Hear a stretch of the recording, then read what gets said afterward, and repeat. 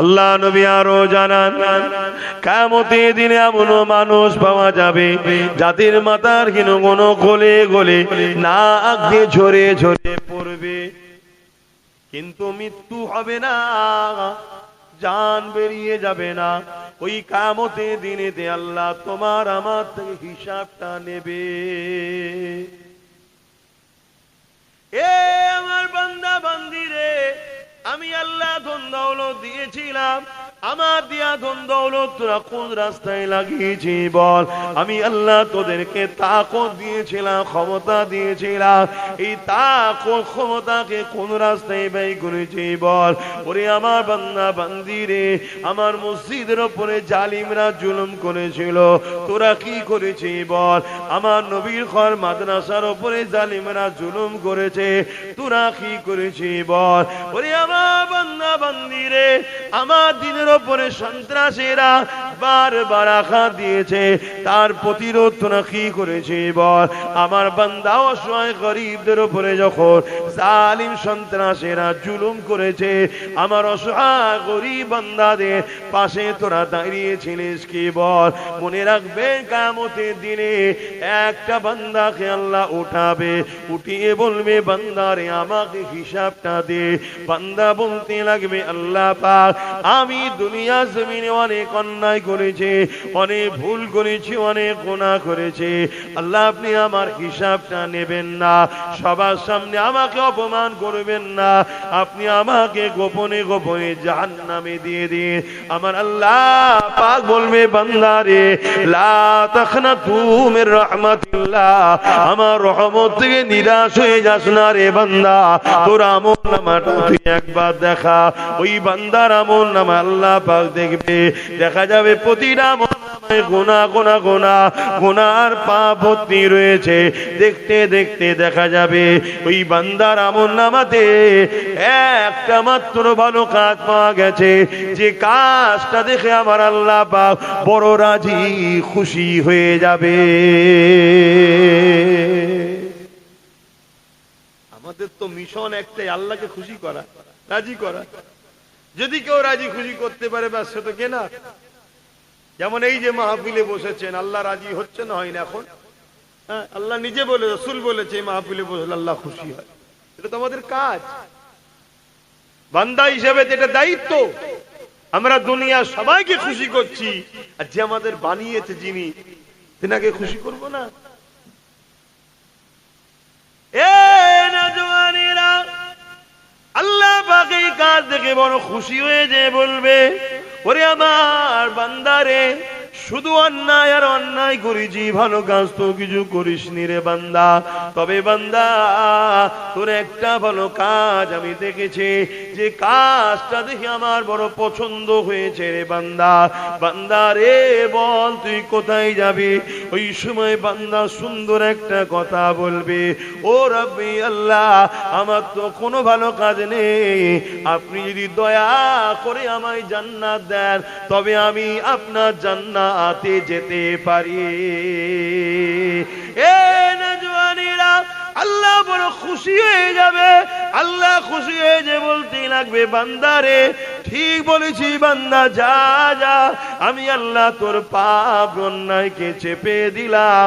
বান্দা যা, আমি আল্লাহ তোকে জান্নাতি ঘোষণা করে দিলাম।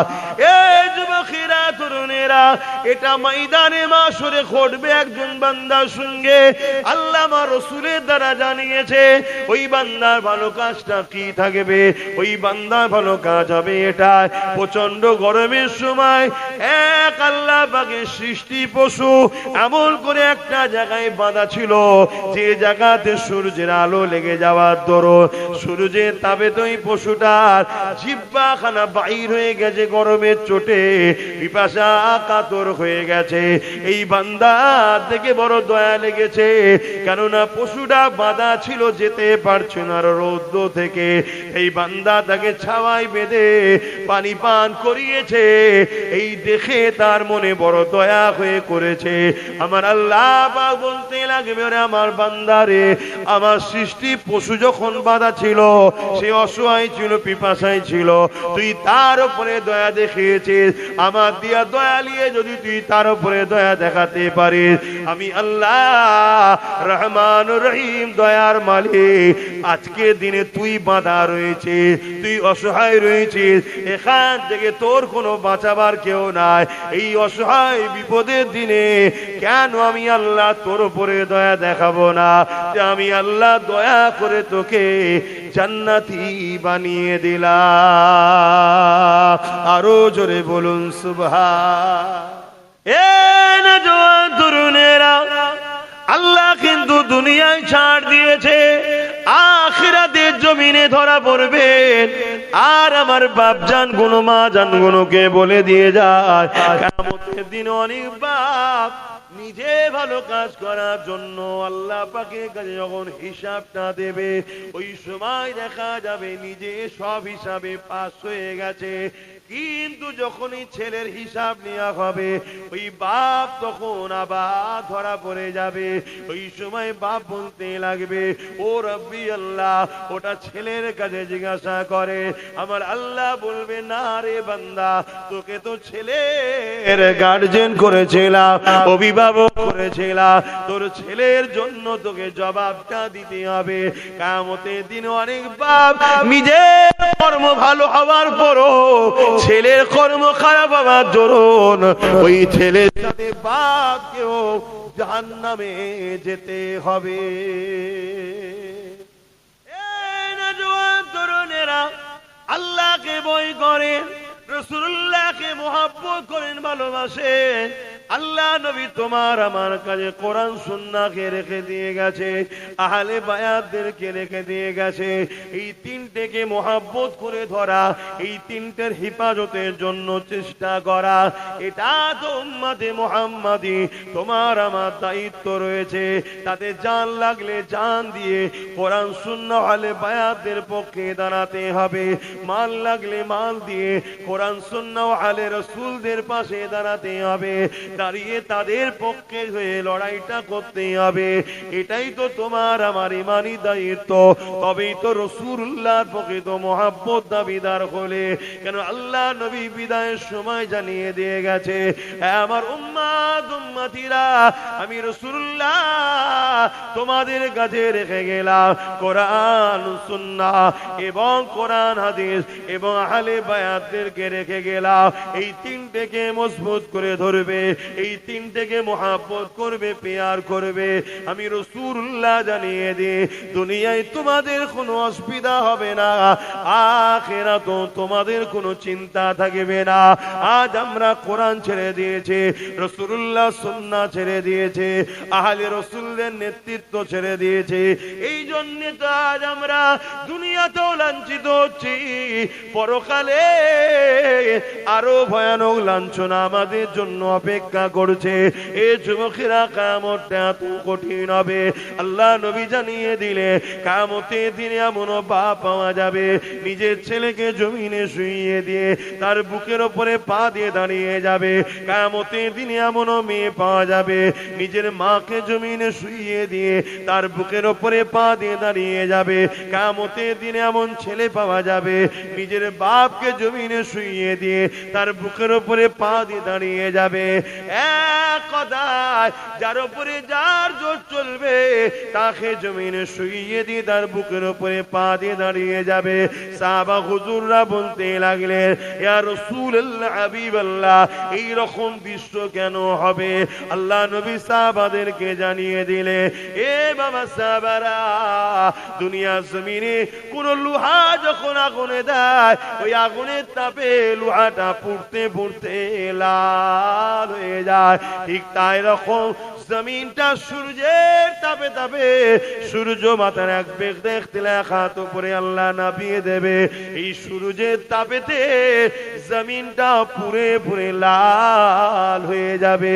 ওই জমিনের উপরে কেউ দাঁড়াতে পারবে না। শুনছো যুবক? যাও না একটু মেলায় যে ভিড় কর, অসুবিধা নেই আমার। যে কোনো ভিড় করছে, আমার অসুবিধা হচ্ছে কিছু?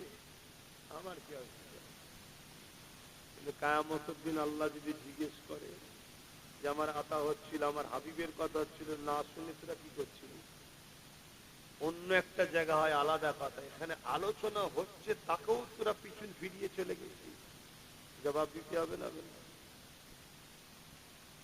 ধুলোবালিতে বসতে কষ্ট হচ্ছে, বর্ষায় মারা গেলে লাশ রেখে দেয় নাকি? পানি কমলে না দেবে না? কবরে মার্বেল দেয়? ওখানেও তো জান ফিরিয়ে দেওয়া হবে। সবকিছুটা ভক্তি আর প্রেমের ব্যাপার। তোমরা বসে আছো কেন? এই জন ছেলে বসে আছে, মাথায় টুপি নেই, মুখে দাড়ি নেই, প্যান্ট শার্ট পরা, বসে আছে না? নাই কেন বসে আছে? এদের এই গুণ যেমন খারাপ আছে, কিন্তু ভালো গুণও আছে। সেটা হলো কি, আল্লাহ রাসূলের কথা শুনতে পছন্দ করে। এই পছন্দই একদিন এদেরকে দাড়িওয়ালা, টুপিওয়ালা, নামাজিওয়ালা, আল্লাহওয়ালা করে কবরে নিয়ে যাবে। জোরে বলুন সুবহানাল্লাহ। কিন্তু আমাদেরই মধ্যে কিছু আছে, এই গুণও নেই, এই গুণও নেই, কিছু নেই।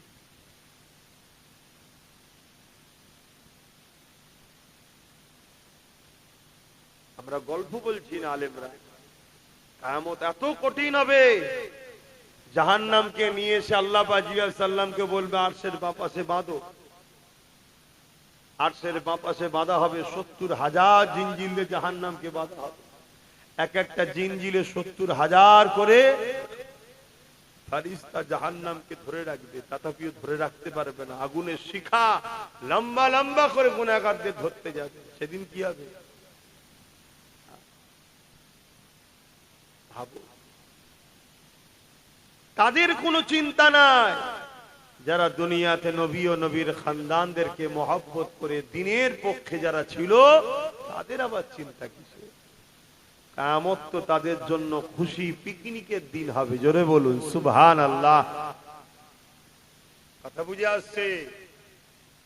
কিন্তু বাকি যারা ইদিক উদিক করছে, একটু সাবধান হও, পরিবর্তন হও। আখিরি জামানা, চারিদিক দিয়ে সবার লক্ষ্য একটাই, ইসলাম ও ইসলামের অনুসারীদের ঘরে মিটিয়ে দাও। তার জন্য প্রয়োজন হয় গান দাও, খরচ করো, ফাংশন দাও, খরচ করো, মেলা দাও, জুয়া দাও, লটারি দাও, মদ দাও, মুসলিম এলাকা দেখে দেখে করো, যাতে করে এর মধ্যে জড়িয়ে যায়। কেন এর মধ্যে জড়ালে তবেই তো আল্লাহ ও রসুল ওদের উপরে নারাজ হবে। আল্লাহ রসুল যদি নারাজ হয়ে যায়, ওদেরকে যখন আমরা মিটাবো, মারবো, তখন ওরা সাহায্য আল্লাহর পক্ষ থেকে পাবে না। আর যদি আল্লাহ রসুলের সঙ্গে থাকে, তাহলে বদরে 313 জন তো কি হয়েছে? বিজয় আমাদেরই হয়েছিল, আল্লাহর সাহায্য আমরাই পেয়েছিলাম। জোরে বলুন সুবহানাল্লাহ। বোঝো, আমরা তোমাদেরকে নিয়ে এসে বুঝাই চেষ্টা করি, জোর করি নাকি মানতে না, চেষ্টা করি। ভালো লাগলে মেনে নেবে, কামিয়াবি হয়ে যাবে, আর না হয় ঠকতে হবে, ভুগতে হবে। আল্লাহ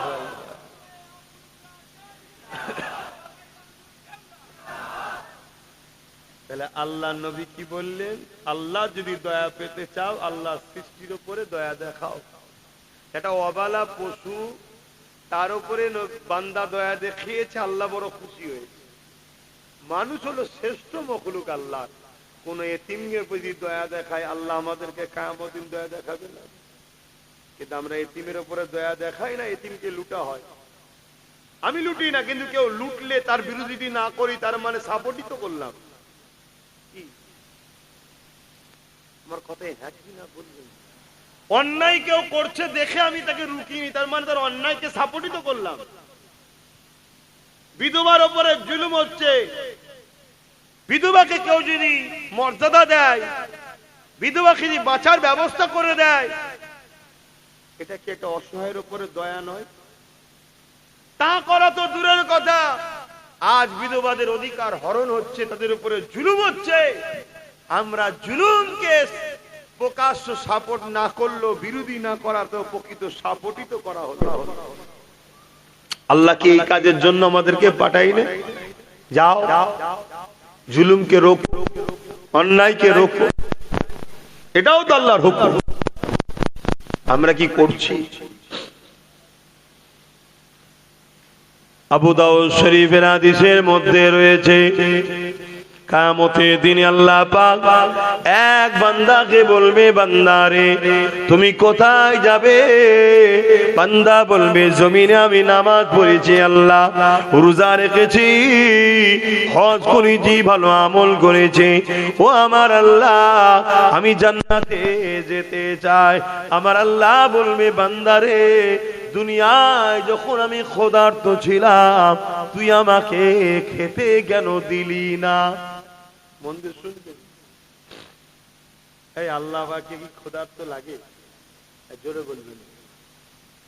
আল্লাহ তো সমস্ত কিছু থেকে পাক, তিনি কোন জিনিসের মুখাপেক্ষিত নয়। কিন্তু কিয়ামতের দিন আল্লাহ বলবে, বান্দা আমাকে যখন খিদা লেগেছিল, ক্ষুধার্ত লেগেছিল, তুই তো আমায় দিস না। তুই নামাজ পড়েছিস ঠিক কথা, রোজা রেখেছিস ঠিক কথা, ভালো কাজ করেছিস ঠিক কথা, কিন্তু বান্দা আমায় খিদে লেগেছিল যখন তুই খেতে দিয়েছিলিস, এখন জান্নাত যাবি বলছিস আমার। বান্দা অবাক হয়েছে, বলবে আল্লাহ আপনাকে আবার খিদে লাগবে কেমন করে? আল্লাহ বলবে, কেন তোর গ্রামের গরিব গুলো কি আমার বান্দা নয়? তাদেরকে যখন খিদে লেগেছিল তুই যদি তাদের খেতে দিতিস, ওটা আমার সৃষ্টিকে আমাকেই দেয়া হতো। জোরে বলুন সুবহানাল্লাহ।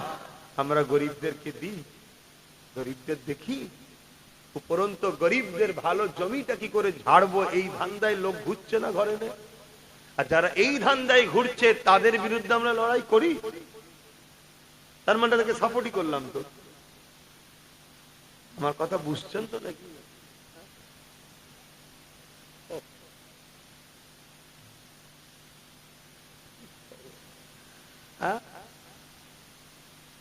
বন্ধ করো সব।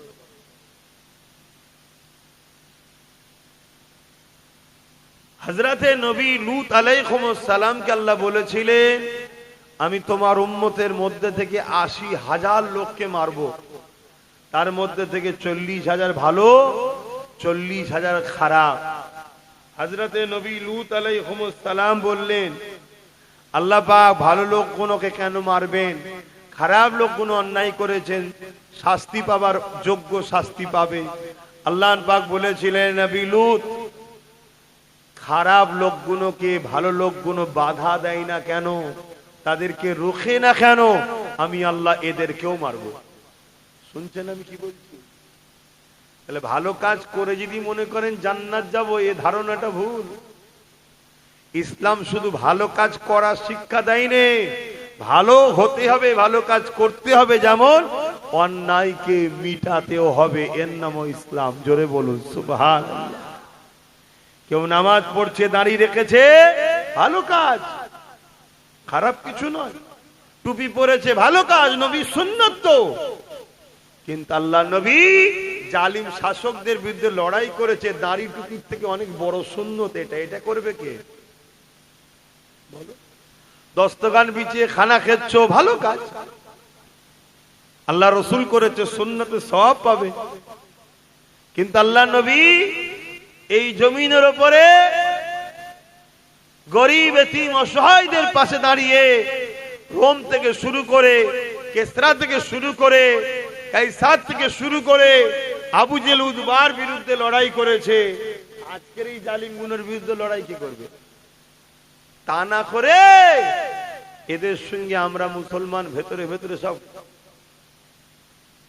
লেনদেন আছে না নাই?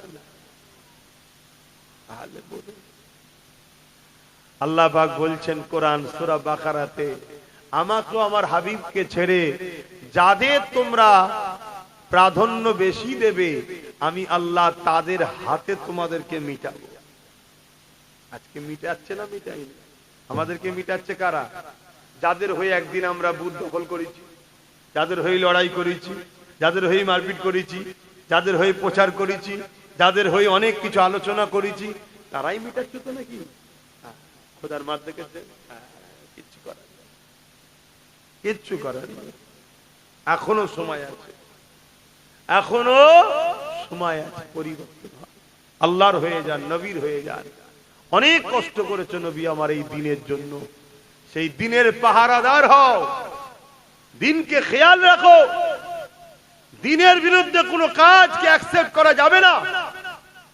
আমরা উম্মতে মুহাম্মাদি, আমরা শরাবের বিরুদ্ধে। যে সরকার শরাবের পক্ষে হবে, সে সরকারকে কখনো উম্মতে মুহাম্মাদি শক্তিশালী করতে পারে না। এটা হবে আমাদের আকীদা। আপনি বলবেন আমি গণতান্ত্রিক দেশে বাস করছি, তো কি হয়েছে? কে বলেছে শরাব আমার দেশের পক্ষে চলে? আমার দেশও তো শরাবের বিরুদ্ধে। আমরা উম্মতে মুহাম্মাদি, আমরা দুর্নীতির বিরুদ্ধে দাঁড়াবো। উম্মতে মুহাম্মাদি কখনো দুর্নীতিবাজ, দুর্নীতিগ্রস্ত ব্যক্তিদের পক্ষে, দুর্নীতিগ্রস্ত সরকারের পক্ষে থাকতে পারে না। সমাজে কোনো মানুষ বলবে না যে আমি দুর্নীতি করি। দুর্নীতি কি সবাই ঘৃণা করে না? করে না। তাহলে উম্মতে মুহাম্মাদি, এই দেশে তোমার আমার দুর্নীতির পক্ষে দাঁড়ানো কি সংবিধান নিষেধ করেছে নাকি? না সংবিধান বলেছে দুর্নীতির পক্ষে থাকো? সংবিধানও তো দুর্নীতির বিরুদ্ধে, ঠিক না বেটি? একদিকে ধর্মও বিরুদ্ধে, দেশের সংবিধানও বিরুদ্ধে, কিন্তু এরপরও আমরা উম্মতে মুহাম্মাদি মসজিদে গিয়ে সেজদায় পড়ে কাঁদি, বলি আল্লাহ তুমি আমায় সাহায্য করো। আর বাইরে নবীর দুশ্মন হয়ে যে নবী যে দুর্নীতিকে মিটিয়েছে, সেই দুর্নীতিবাজদের পিছনে ঝান্ডা ধরে ঘুরে বেড়ায়। আমার নেতা, তোমার নেতা দুর্নীতিবাজ জিন্দাবাদ, বলি না? বলি না? আরে দুর্নীতিটা না বললেও বকলম ওটাই তো বলা হয়।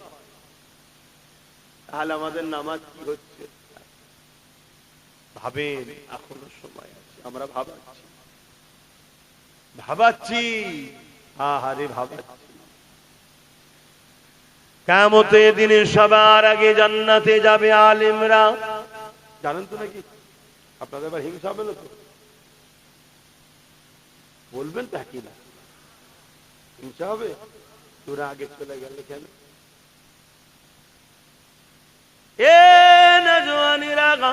আবার কিয়ামতের দিন সবার প্রথম জাহান্নামে যাবে আলেমরা। মুরব্বী মানুষকে চেয়ার দিতে পারছে,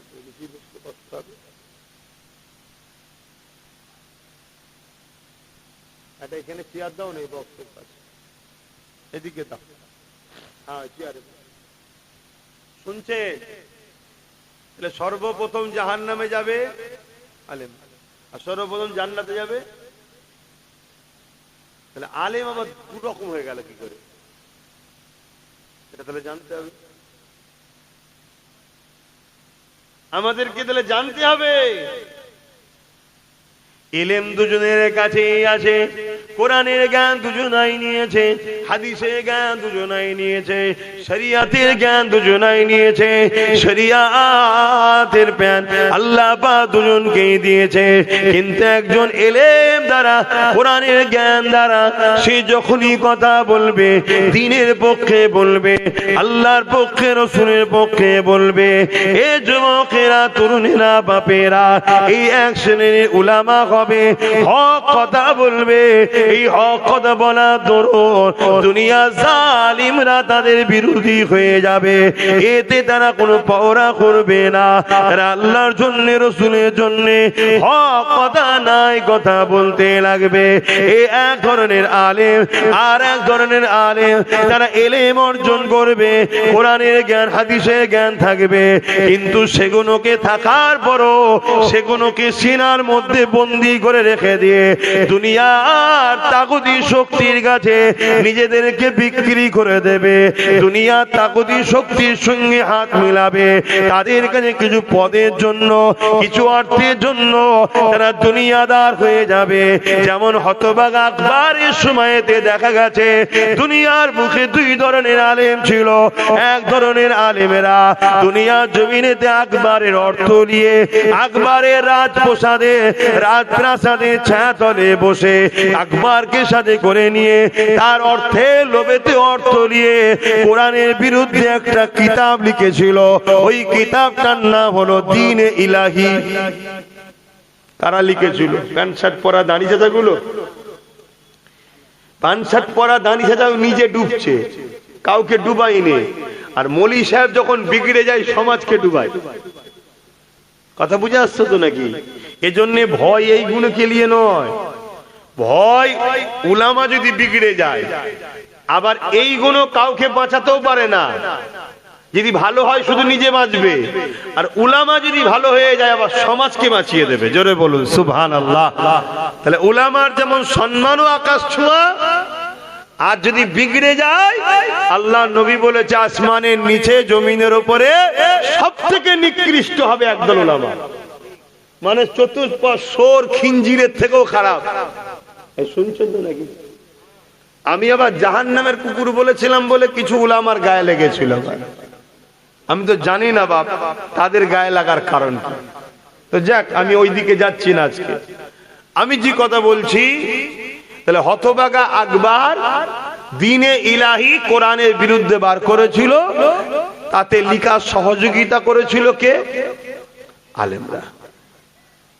আর দ্বীন-এ ইলাহির বিরোধী করে বন্ধ করেছিল কারা? নেতৃত্ব দিয়েছে কে? আলেম। দ্বীন-এ ইলাহির বিরোধী যিনি করেছিলেন হযরত মুজাদ্দিদ আল-ফিসানি রাহমাহুল্লাহ, তিনি দ্বীন-এ ইলাহির বিরোধী করেছিল। এই যুবকেরা, তরুণেরা, এর জন্য আকবর মুজাদ্দিদ আল-ফিসানির বিরুদ্ধে অনেক দুনিয়াদার মুফতি মাওলানাকে লাগিয়ে দিয়েছিল। তারা দিন রাত ধরে মুসলিম সমাজের মধ্যে ডিবেট তৈরি করেছে, মুসলিম সমাজের মধ্যে বিভাজন করেছে, মুসলিম সমাজকে বুঝিয়েছে মুজাদ্দিদ আল-ফিসানির বিরুদ্ধে নানা রকম প্রপাগান্ডা চালিয়েছে। কারণ আকবর ওই দুনিয়াদার উলামা গুলোকে অর্থ দিত, মাইনে দিত, তাদেরকে পুষে রেখেছিল। আর মুজাদ্দিদ আল-ফিসানি আল্লাহ পাকের সাহায্যে কোটি কত মানুষকে নিয়ে, তাদেরকে সাথে করে নিয়ে আকবরের বিরুদ্ধে লড়াই করে গেছে। এই লড়াইয়ের শেষ পর্যায়ে বিজয় আল্লাহ কাকে দিয়েছিল জেনে নাও। বিজয় আল্লাহ দিয়েছিল আল্লাহর ওলি মুজাদ্দিদ আল-ফিসানিকে। আল্লাহ বিজয় দিয়েছে। কিন্তু অনেক জুলুম হয়েছে হুজুরের উপরে, এমনি এমনি হয়নি। অনেক জুলুম, জেলে পর্যন্ত হুজুরকে ঢুকিয়ে দিয়েছে। সব ইতিহাস তো জানো না? ইতিহাস জানো? এই যে আজকে নতুন একটা আবহাওয়া উঠছে না, একদল আলেমরা জালিম নেতাদের দিকে আছে না নাই? আমি নাম ধরে বলছি, বর্তমান এখনো একদল মুফতি মাওলানা মমতার সাথে আছে, আছেন না নাই? এগুলো সব শয়তান মার্কা মৌলী সাহেব। কেন এ প্রকাশ্য ইসলামের বিরুদ্ধে গেছে না যায়নি? আগে ছিল না, আলাদা কথা। এখন যখন শয়তান ইসলামের বিরুদ্ধে চলে গেছে, আর শয়তানের সাথ কি আলেমরা দিতে পারে? আগে যখন বিরোধী করেন দুনিয়াবি স্বার্থে চলো, কেন বড় শয়তানকে রুকার ব্যাপার ছিল তখন কি? এখন বড় শয়তান ছোট শয়তান মেয়েকে সব এক শয়তান হয়ে গেছে। ও আইন করা শয়তান, এই আইনকে সাপোর্ট করা শয়তান। কথা বুঝে আসছে না? না তো সেই জায়গায় সেদিনও ছিল, এটা নতুন নয়, এগুলো জানতে হবে। আর না হয় আমরা ওয়াজ করলে, বিরোধী করলে আপনারা তখন ভুল বুঝবেন আমাদেরকে। আর যখন ইতিহাস গুলো জানবেন তখন ভাববেন আরে ব্যাপার বুঝার আছে। যেমন ব্রিটিশ এদেশে ছিল, জানেন তো? ব্রিটিশরা জালিম ছিল না? ছিল না? কত বড় জালিম ছিল! আমার ভারতের ধন দৌলত তো চুরি করে নিয়েই গেছে। আমার ভারতের ধন দৌলত, সোনা দানা, হিরে জহরত, দেশের যা ছিল সব তো নিয়ে পালিয়ে গেছে। উপরন্তু আমার ভারতবর্ষের নাগরিকদের রক্ত পিলিন্থিতে বার করে ইংল্যান্ডে নিয়ে গেছে, নিজে বিক্রি করেছে। শুনছেন কি কুচুলুম করেছে? তাহলে আজকে আবার একদল আমার দেশে লোক আছে, সব পুরাতন আগে যারা ব্রিটিশদের আগে যারা এই দেশ চালিয়েছিল তাদের বিরুদ্ধে বলে, ব্রিটিশদের বিরুদ্ধে বলেনি। ব্রিটিশরা মনে এদের দুলা ভাই হয়। কথা বুঝে আসছে না? নাই যদি আমার দেশের বিরুদ্ধে কেউ জুলুম করে থাকে, সে যাই হোক তার বিরুদ্ধেই বলতে হবে, ঠিক না বেটি? তবে তো তুমি দেশপ্রেমিক, তবে তুমি দেশপ্রেমিক। তো সেই জায়গায় ব্রিটিশরা এই জুলুম করেছিল, ব্রিটিশদের এই অত্যাচারে সেই সময়ে এই ভারতবর্ষে বড় বড় উলামারা, তার মধ্যে বসিরহাটের বড় মাওলানা, ইনিও ব্রিটিশদের বিরুদ্ধে কথা বলেছে, দাদা হুজুরও ব্রিটিশদের বিরুদ্ধে কথা বলেছে, আরো বড় বড় কিফায়াতুল্লাহ থেকে শুরু করে আরো বড় বড় উলামারা, আব্দুল আজিজ মুহাদ্দিস দেহলভী রাহমাতুল্লাহ থেকে শুরু করে ব্রিটিশদের বিরুদ্ধে লড়াই করা, যুদ্ধ করা ঘোষণা দিয়েছে। কিন্তু আবার ওই ব্রিটিশরাই অনেক উলামাদের ঘরে বন্দি করেছে, বন্দি করে আন্দামান, কালাপানি, সেলুরা জেলেতে খাটিয়েছে। আবার ওই ব্রিটিশরাই একদল উলামাকে মাসি ভাতা বেতনও দিত। এই শুনছেন তো নাকি? তাহলে ব্যাপারটা কি? ব্যাপারটা কি? একদল আলেমকে ব্রিটিশ মাইনে দিচ্ছে, আবার একদল আলেমের বিরুদ্ধে ব্রিটিশ লড়াই করছে। এখানে বুঝার ব্যাপার আছে না? নাই। আজকেও একদল আলেমকে আজকের ব্রিটিশরা তোষামত করছে, প্রোগ্রাম করলে ডাকে, আবার মৌলভী সাহেব প্রোগ্রাম করলে ব্রিটিশকে ডাকে, আছে না? না, মুখে মুখ দিয়ে কি গুজুর গুজুর করে নিল, নিয়ে সব ঠিক আছে, দেখতে হবে, খুব ভালো, হ্যান ত্যান সব সেটিং হয়ে গেল। কথা বুঝে আসছে? আমরা বাকি গুলো সব সেই ঘরে গিয়ে চলো মাঠে যে নিরতে হবে, এটা হাঁ করা থাকলে হবে, একটু জাগো। এতদিন চাকরি বাকরি গেছে, পড়াশোনা গেছে, এবারে ইমান যাবার সময় এসে গেছে, জাগো। তরুণেরা, উলামা দুই ধরনের, এই জন্য আল্লাহ রসুল বলে দিলেন খায়রুল উলামা শাররুল উলামা। একটা মন্দ উলামার একটা ভালো উলামা। ভালো উলামা যারা হবে কিয়ামতের দিনে তাদেরকে আল্লাহ বেহিসাব জান্নাতি করে দেবে। শুধু তারা বেহিসাব জান্নাতে যাবে তা নয়, কিয়ামতের দিনে যখন আল্লাহ পাক হাক্কানি উলামা দিওকে জান্নাতি ঘোষণা করে দেবে, ওই সময় তারা যখন জান্নাতের দিকে যেতে লাগবে, ওই সময় একদল বান্দা বান্দিরা তাদেরকে দাঁড় করিয়ে দেবে। এ আল্লাহ পাকের উলামা বান্দারা কোথায় যাচ্ছে? না, আল্লাহ আমাদেরকে জান্নাতে যেতে বলেছে, আমরা জান্নাতে যেতে লেগেছি। ওই সময় ওই আল্লাহর বান্দা বান্দি গুলো বলতে লাগবে, কি রকম কথা আপনারা বলছেন? আমাদেরকে বাদ দিয়ে কেন জান্নাতে যাবেন? আপনারা দুনিয়াতে ওয়াজ করতে আল্লাহ নবী বলেছিলেন আল মারউ মা মান আহাব্বা, দুনিয়ায় যে যাকে মহব্বত করে সে তার সঙ্গে জান্নাতে যাবে। দুনিয়া জমিনে আপনাদেরকে প্যার করেছি, আপনাদের মাহফিলে গেছি, আপনাদের ডাকে সাড়া দিয়েছি, আপনাদের হায়ে হ্যাঁ বলেছি, আপনাদের নায়ে না বলেছে, আপনাদের জন্য লড়াই করেছে। এ আল্লাহ পাকের আলেম বান্দারে, আপনারা বলেছেন যে যাকে দুনিয়ায় ভালোবাসবে তার সঙ্গে জান্নাতে যাবে। আজ আপনারা জান্নাতে যাচ্ছে, আমাদেরকে বাদ দিয়ে কেন যাবে? আমাদেরকে তো সাথে নিয়ে যেতে হবে। ওই উলামা বান্দা কোন আল্লাহ পাকের কাছে আরজু করতে লাগবে, ও রব্বি আল্লাহ পাক, আপনার হাবিবের হাদিস আমরা শুনিয়েছি, বুখারীর মধ্যে রয়েছে। এক গ্রাম্য মানুষ রাসূলুল্লাহকে এসে জিজ্ঞাসা করলো, ইয়া রাসূলুল্লাহ, হাবিবাল্লাহ, কিয়ামত কবে হবে? আল্লাহ নবী বলেছিলেন মাআদাত তালহা, এ বাবা ছেলে কিয়ামতের জন্য কি করেছো বাবা? ওই ছেলেটা বলতে লাগলো, ফাকামাদাতুল আকাসিরা সালাতি ওয়া সিয়ামি, ইয়া রাসূলুল্লাহ, হাবিবাল্লাহ, বেশি বেশি নামাজ রোজা করতে পারিনি, ফরজ ওয়াজিব সুন্নতে মুআক্কাদা দো করেছি, ইল্লা মিন নাফসি, ইয়া রাসূলুল্লাহ, হাবিবাল্লাহ, তবে আমি আমার জানের থেকে বেশি আমি আমার অন্তরে, আমার কলবে আল্লাহ ও রাসূলকে মহব্বত করি।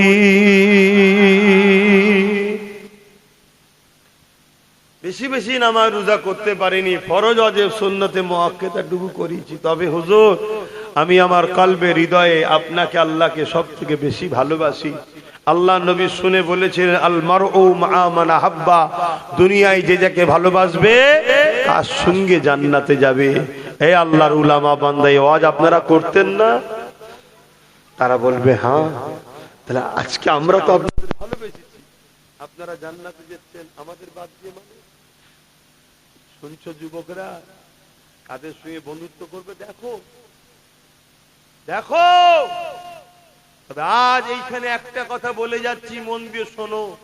পর্দার আড়ালে মা বোনগুলো শুনছে কি আমি জানি না, যদি শুনে থাকে তারাও শুনে রাখে।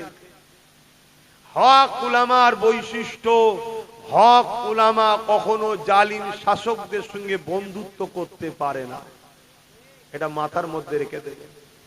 পৃথিবীর টোটাল ইতিহাস দেখিয়ে দাও, বাপ আদম থেকে নিয়ে আজকের তারিখ পর্যন্ত একটা দেখাও কোন হক্কানি উলামা জালিম শাসকের সঙ্গে বন্ধুত্ব রেখে। কিছু মাথায় ঢুকছে? যদি হক্কানি আলেম হয়, সিস্টেমই হচ্ছে জালিম শাসকের সঙ্গে তার লড়াই হবে। কারণ ইসলাম আর জুলুম দুটো এক জায়গায় হতে পারে না। পানি আর তেল দুটো এক জায়গায় হতে পারে? তার থেকেও অসম্ভব। ইসলাম আর জুলুম, ইসলাম আর সন্ত্রাস, ইসলাম আর জঙ্গিবাদ, ইসলাম আর আতঙ্কবাদ, এটা কখনো এক জায়গায় হতে। তাহলে কি করে জালিমের সাথে ইসলামের উলামা থাকতে পারে ভাই? খালি জানতে হবে জালিমে কুল, বাস বুঝে লাও। সে যেই হোক, তার জন্য তার ভাইকে, তার জন্য তার পূর্বপুরুষ কাউকে আমি দোষারোপ করবো না। ভুল যদি আব্বাস করে তার জন্য আমার বাপ দোষী নাকি? সে যেই হোক, ভালো ঘরের ছেলে হোক আর খারাপ ঘরের ছেলে হোক, আমার দেখার দরকার নেই। আমি এতটুকু সাদা মাটা ভাষায় বুঝি, সাদা মাটা ভাষায় শরিয়াত বলে দিলাম। যদি দেখো জালিমের সঙ্গে আলেমের বন্ধুত্ব, তাহলে মনে রেখে দিও, যেমন কুকুর কোনদিন ঘাস পাতা বলবে তো, আর যদি খাই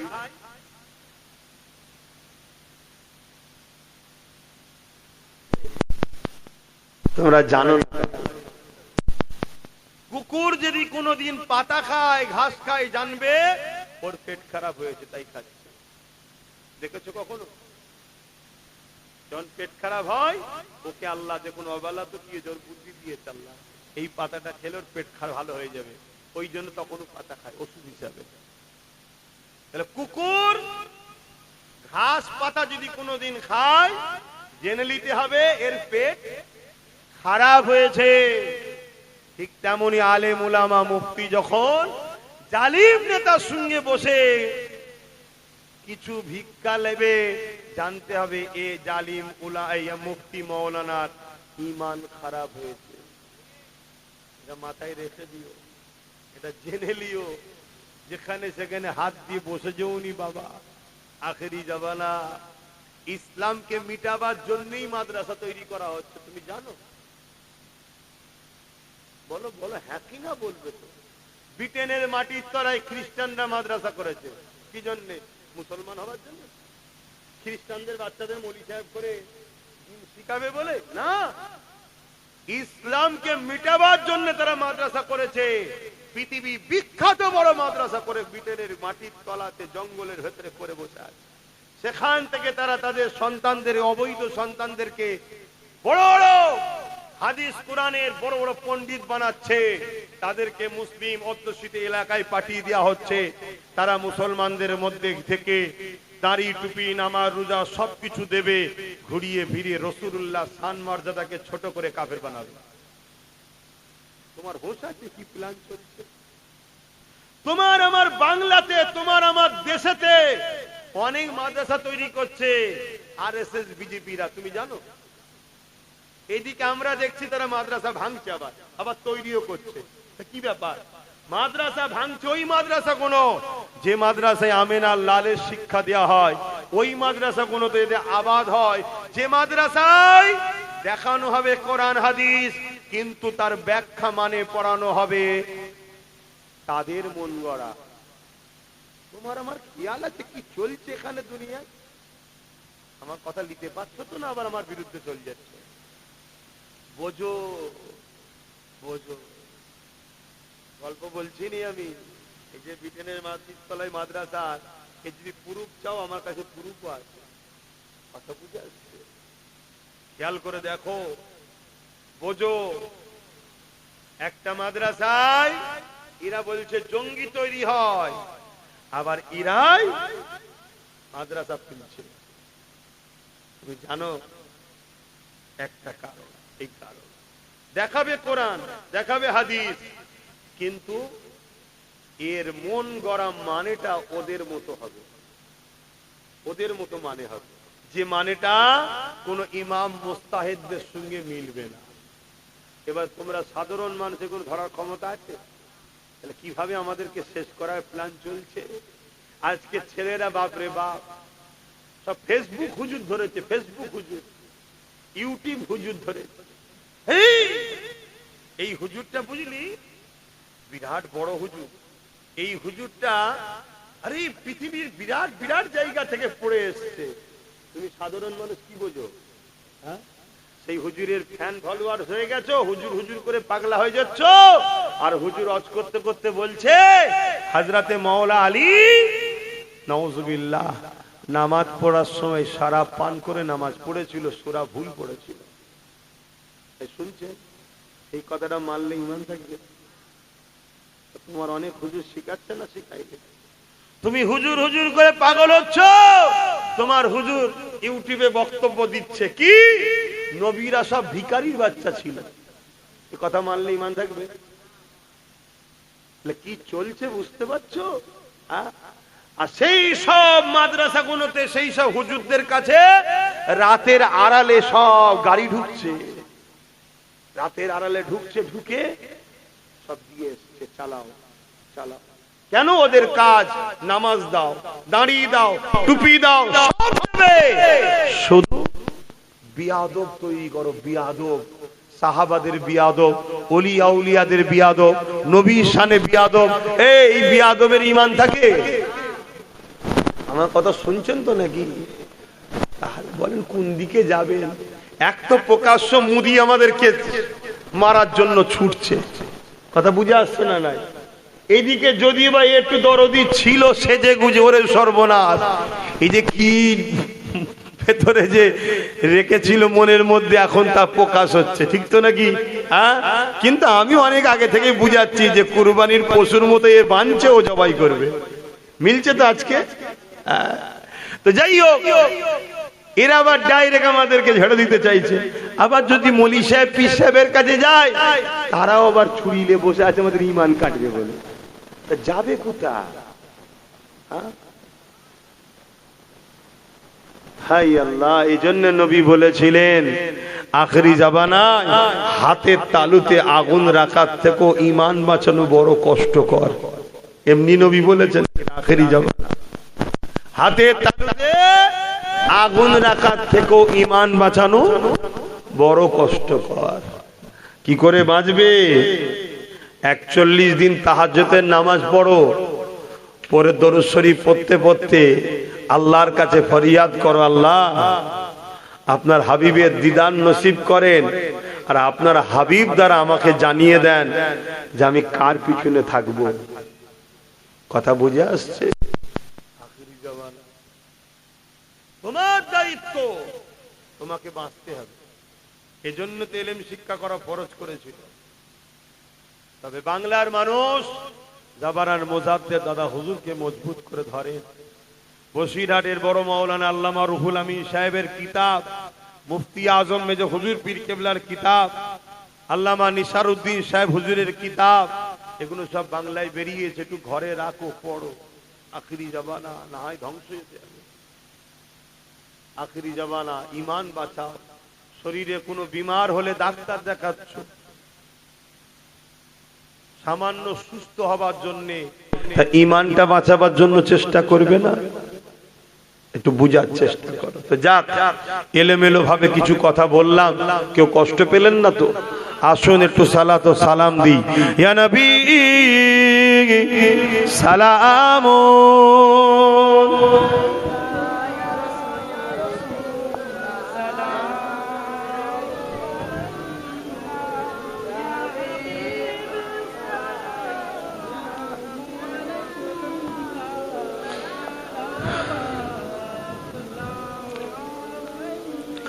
এই যে আমরা দাঁড়িয়ে সালাম দিয়ে, দাঁড়িয়ে সালাম দেওয়ারও বিরোধী আছে না নাই? যারা বিরোধী করে চরম অন্যায় করছেন আপনারা। কেউ বসে সালাম দিলে তাদের বিরোধী আমরা করি না কেন? এটা প্রেমের ব্যাপার। তো প্রেম ভালোবাসা কখনো জোর করে হয়?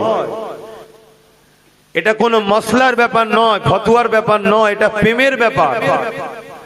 তাহলে আমি প্রেমের সাথে দাঁড়িয়ে সালাম দিই, কেউ যদি মনে করে বসে দেওয়াটা তার কাছে উত্তম, সেটা তার কাছে, আমি তার বিরোধী করি? আহলে সুন্নাত ওয়াল জামাত বিরোধী করে না।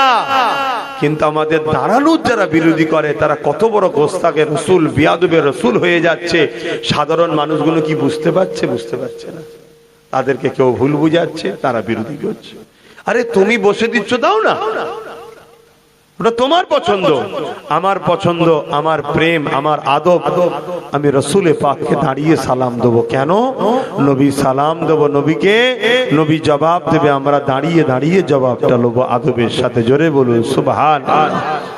এবং বাবুল আদব কিতাবুল কিয়াম, নবী পাককে সাহাবা হুজুররা দাঁড়িয়ে দাঁড়িয়ে সালাম দিয়েছেন। জোরে বলুন সুবহানাল্লাহ।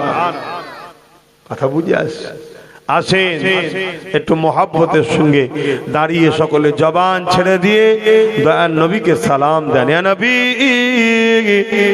সালাম,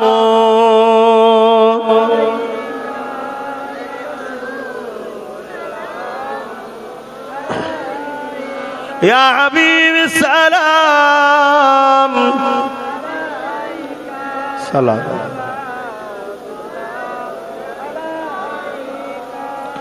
طلع البدر علينا من شنيات الوداع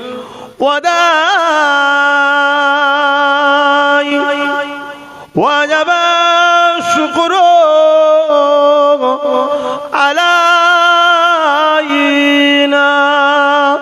ماذا لله أهداي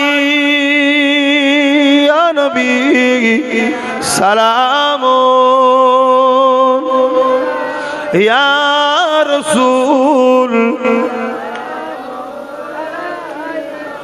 يا حبيب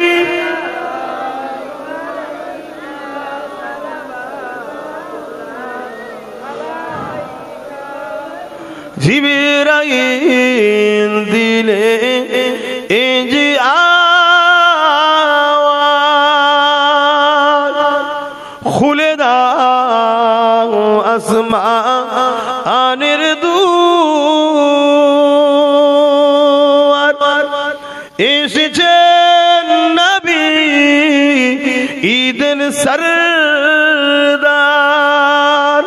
করিতে আল্লাহ আরো দিদার। ইয়া নবী সালাম, ইয়া রাসূল ইয়া হাবিব সালাম।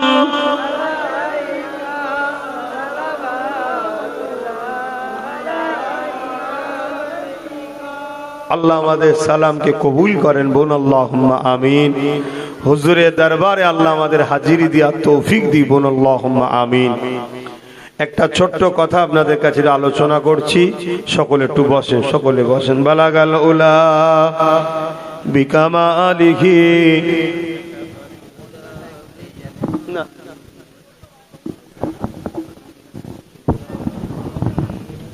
ওকে বল। আল্লাহুম্মা সাল্লি আলা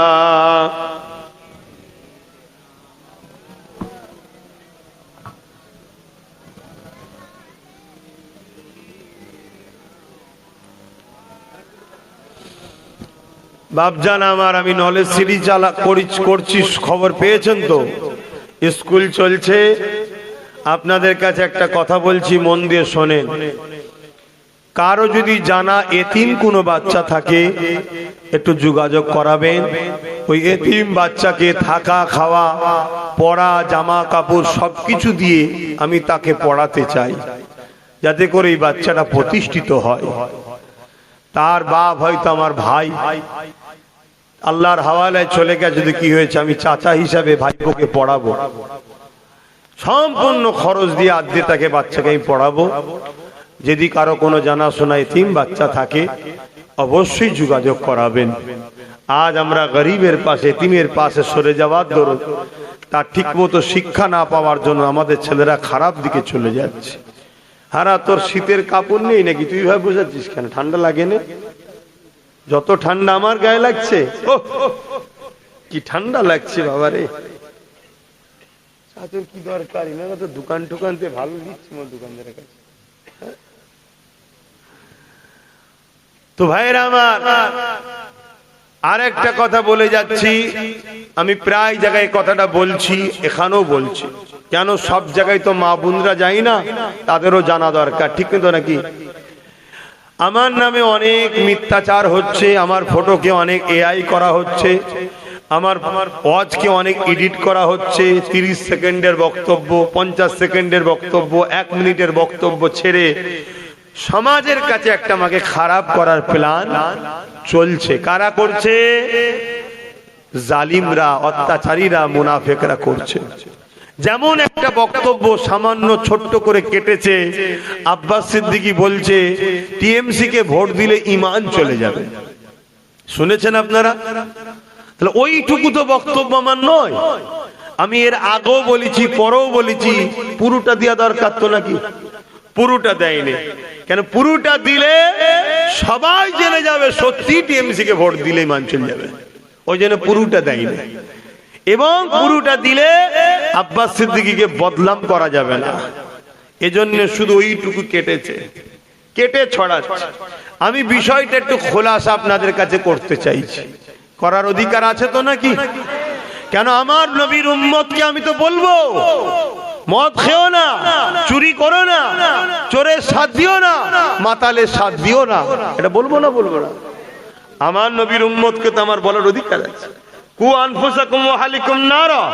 নিজে বাঁচো, নিজের আহালদের বাঁচাবার চেষ্টা করো। আমার ভাই, আমার বাপ, আমার মা, আমার বোন, আমার তো অধিকার আছে তাদের ঘরে বুঝাবার। কি অ্যাকচুয়ালি আমি বলেছিলাম, আল্লাহ নবীর একটা হাদিস, মুসলিম শরীফের হাদিস, আল্লাহ নবী বলছেন অন্যায় দেখলে হাত দিয়ে রোকো। যদি হাতে যদি রুখতে না পারো তাহলে মুখ দিয়ে অন্যায়ের প্রতিবাদ করো। যদি মুখ দিয়ে প্রতিবাদ করতে না পারো অন্তর থেকে ঘৃণা করে দূরে সরে যাও। এই অন্তর থেকে ঘৃণা করে যারা দূরে সরে যায় এদের ঈমানটা রাসূল বলছে বড় দুর্বল, কিন্তু আছে ঈমান, বেঈমান নয়।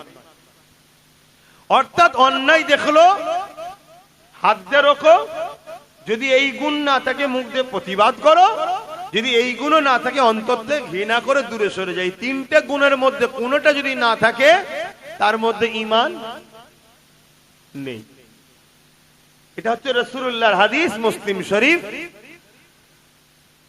বিজেপি সরকার ওয়াকফ কালা কানুন করে মসজিদ, মাদ্রাসা, কবরস্থান, ঈদগাহকে ধ্বংস করতে চাইছে, হ্যাঁ কি না? আওয়াজ দিয়ে বলবেন এটা ঠিক করছে না অন্যায় করছে?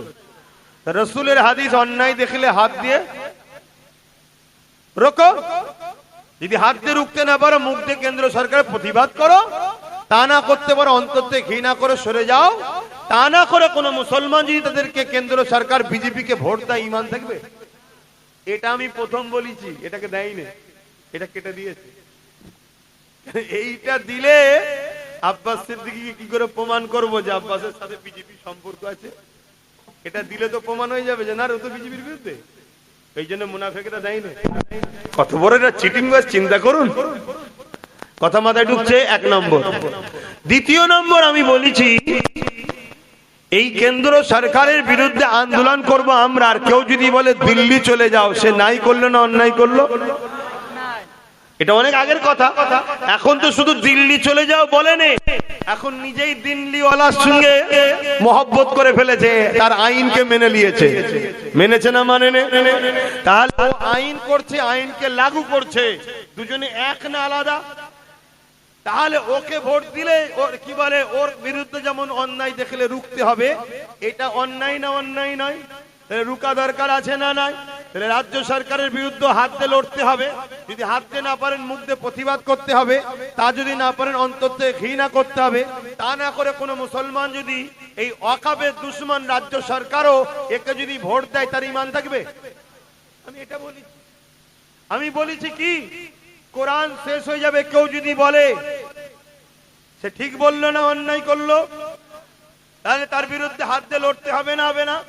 মুখ দিয়ে প্রতিবাদ দরকার আছে না নাই? অন্তর থেকে ঘৃণার দরকার আছে না নাই? তা না করে যদি তাকে যদি কেউ ভোট দেয়, তার ঈমান থাকবে? আমি এটা বলি। এগুলো বলার পরও আমি বলেছি, এরপরও তোমাদের যদি কেউ মনে হয় যে না সবই ঠিক আছে, এরপরও একে দরকার, যদি হয় তোমাদের কোনো মুসলমান, আমার দরকার, আমার এদের কাউকে দরকার নেই, আমার জন্য আল্লাহ রসুল যথেষ্ট, আলহামদুলিল্লাহ। তাহলে এদেরকে ক্ষমা চাইতে বলো, একে বলো যে আমি যা বলেছি দিল্লি চলে যাও, বা আইন সাপোর্ট করেছি, বা কোরআন শেষ হয়ে যাবে, বলা ভুল করেছি, আমায় ক্ষমা করে দাও। শুনছেন তো নাকি? আমি এটাও বলেছি, কিন্তু সে সব কিছু দেয়নি, শুধু দিয়েছে এইটুকু, আব্বাস সিদ্দিকী বলেছে টিএমসি কে ভোট দিলে ঈমান চলে যাবে বলে একজন বুজুর্গ সাথে আমার ওয়াজকে সেটিং করেছে। তিনি বলছে ভোট দেয়া যাবে, আমারটা বলছে দেয়া যাবে না। আরে বুজুর্গ যার কথা বলছো, তিনি কবে বলেছিল ভোট দেয়া যাবে? যখন এ কোরআন শেষ হয়ে যাবে বলেনি।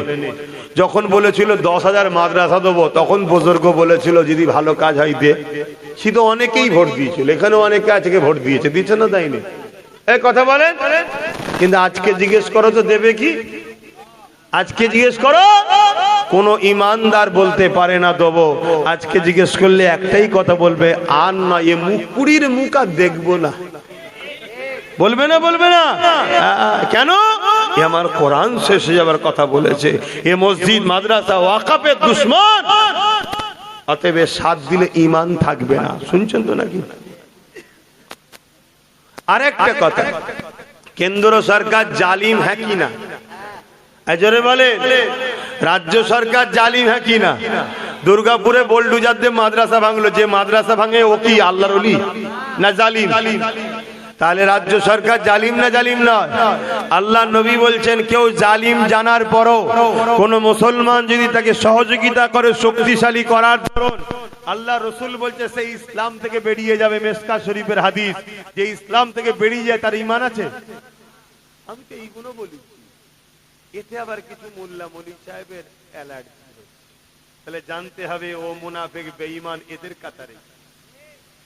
শুনছেন তো? হ্যাঁ, কথা তো আর আমার বাপের বলিনি, কথা তো আল্লাহ রসুলের বলেছি।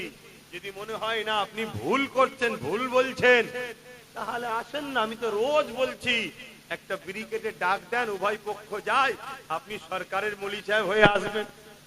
আমরাও দেখব, আমরাও দেখব আজকের আবু বকর, আজকের হতভাগা আকবরের দালাল কারা, আমরাও দেখব আজকের ব্রিটিশদের দালাল কারা, আজকে আমরাও দেখবো এজিদের দলে কারা। সেদিনে এজিদের দলে মুফতি মৌলানা হাফেজ ছিল না? ছিল না? 13,000 ছিল। কত? 13,000। আমার হোসাইন পাক মাত্র 72 জন। 25,000 লোক নিয়ে এসছে হোসাইন পাকের বিরুদ্ধে লড়াই করবে। এই 25,000-এর মধ্যে 13,000 ছিল হাফেজ আলেম মুফতি মৌলানা। শুনছেন তো? তাহলে হাফেজ মুফতি মৌলানা দেখে কুরবানি হয়ে যাবার ব্যাপার নেই, দেখতে হবে কোন কাতারে, এজিদের কাতারে না হোসাইনের কাতারে, এটাকে দেখতে হবে। আজকে এজিদ আছে না নাই? এজিদ কাকে বলে? যে জুলুম করে, যে অত্যাচার করে, যে বদমাইশ, যে লম্পট, যে শরাবি। আমাদের রাজ্য সরকার কি শরাব ব্যবসা করে না? করে না? এক কথা বলে, এটি এজিদ। এই কথা বুঝছেন না? বুঝেন না? তাহলে এজিদের সাথ দিয়ে আর তুমি মলি সাহেব বলছে আমি হোসাইনি, এটা মুনাফিকি নয়? তাহলে এই মুনাফিকদের হাত থেকে জাতিকে বাঁচাবার জন্য বুঝাবার দরকার আছে না নাই? এজন্য আমি বুঝিয়েছি, এজন্য বুঝিয়েছি এবার আমার কথা যারা নিতে পারবার নেবে, যারা নিতে পারবার নাই নেবে না, কিন্তু আমার দায়িত্ব আছে না?